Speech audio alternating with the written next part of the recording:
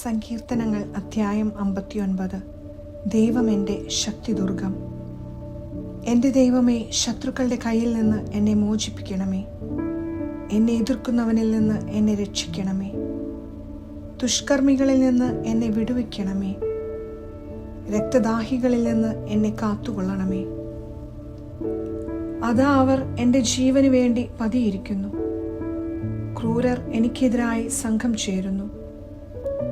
കർത്താവേ, ഇതെന്റെ അതിക്രമമോ പാപമോ നിമിത്തമല്ല. എൻ്റെ തെറ്റുകൾ കൊണ്ടല്ല അവർ ഓടിയെടുക്കുന്നത്.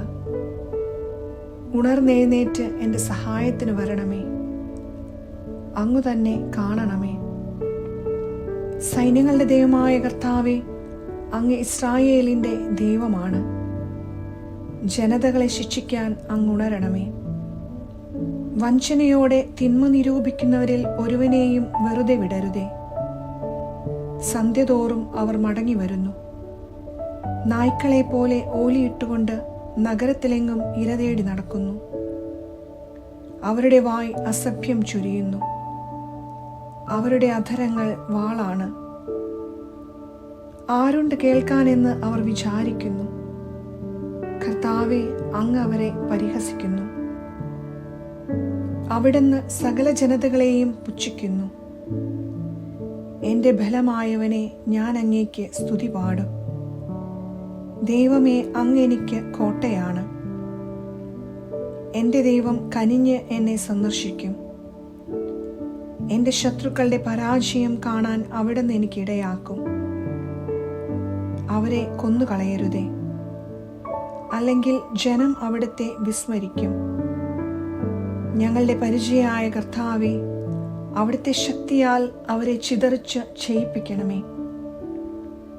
അവരുടെ വായിലെ പാപം നിമിത്തം, അധരങ്ങളിലെ വാക്കുകൾ മൂലം അഹങ്കാരികളായ അവർ കെണിയിൽ കുടുങ്ങട്ടെ. അവർ ചൊരിയുന്ന ശാപവും നുണയും മൂലം ക്രോധത്തോടെ അവരെ സംഹരിക്കണമേ. അവരെ ഉന്മൂലനം ചെയ്യണമേ. അങ്ങനെ ദൈവം യാക്കോബിന്റെ മേൽ വാഴുന്നുവെന്ന് ഭൂമിയുടെ അതിരുകളോളം മനുഷ്യർ അറിയട്ടെ. സന്ധ്യതോറും അവർ മടങ്ങി വരുന്നു. നായ്ക്കളെ പോലെ ഓലിയിട്ടുകൊണ്ട് അവർ നഗരത്തിലെങ്ങും ഇരതേടി നടക്കുന്നു. അവർ ആഹാരത്തിനു വേണ്ടി ചുറ്റിത്തിരിയുന്നു. തൃപ്തിയാകുവോളം കിട്ടിയില്ലെങ്കിൽ അവർ മുറുമുറുക്കുന്നു. ഞാൻ അങ്ങയുടെ ശക്തി പാടിപ്പുകഴ്ത്തും. പ്രഭാതത്തിൽ ഞാൻ അങ്ങയുടെ കാരുണ്യം ഉച്ചത്തിൽ പ്രകീർത്തിക്കും. എൻ്റെ കഷ്ടതയുടെ കാലത്ത് അങ്ങ് എൻ്റെ കോട്ടയും അഭയവുമായിരുന്നു. എൻ്റെ ബലമായവനെ, ഞാൻ അങ്ങേക്ക് സ്തുതികൾ ആലപിക്കും. ദൈവമേ, അങ്ങാണ് എൻ്റെ ദുർഗം, എന്നോട് കാരുണ്യം കാണിക്കുന്ന ദൈവം.